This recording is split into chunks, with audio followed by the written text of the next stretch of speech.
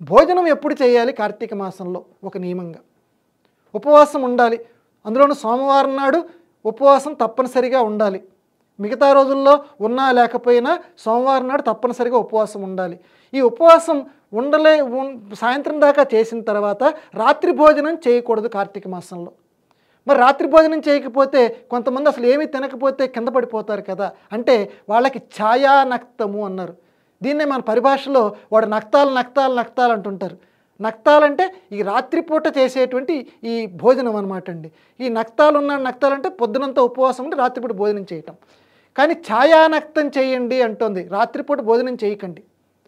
ఛాయానక్తం అని అంటే సాయంకాలం పూట ఛాయ, నీడ, సూర్యుడికి ఎదురుకుండా నిలబడితేప్పుడు సాయంకాలం పూట మన శరీరం రెట్టింపు అవుతుందండి. అంటే మన శరీరానికి రెట్టింపు నీడొస్తుంది. అది సుమారుగా 4:30-5 గంటల మధ్య మనకు కనపడుతుంది. మనం నిలబడితే మన నీడ రెట్టింపు కింద చాలా పొడుగ్గా కనపడుతుంది. ఆ పొడుగ్గా వచ్చేటువంటి సమయం ఏదో మనం చూసుకోవాలట. వేదవ్యాస మహర్షి చెప్తున్నాడు, ఆ కార్తీక మాసంలో ఆ సోమవారం నాడు మన శరీరానికి పొడుగ్గా రెట్టింపుగా వచ్చేటువంటి నీడ ఏదైతే ఉందో అది దాన్ని ఛాయానక్తము అంటారు. ఆ ఛాయానక్తం సమయంలో నువ్వు ఉదయం నుంచి ఉపవాసం ఉండి చక్కగా అప్పుడు నువ్వు భోజనం చెయ్యి.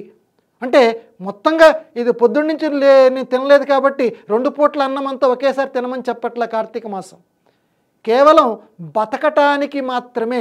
మరుసటి రోజు నువ్వు శివపూజ చేయటానికి వీలుగా ఈ శరీరాన్ని ఉంచుకోవాలి కాబట్టి దానికి తగ్గట్టుగా నువ్వు ఛాయానక్తం అప్పుడు మాత్రమే నువ్వు స్వీకరించు అని చెప్పి కార్తీక పురాణం ఈ 14వ అధ్యాయంలో మనకి ప్రధానంగా చెప్తోంది.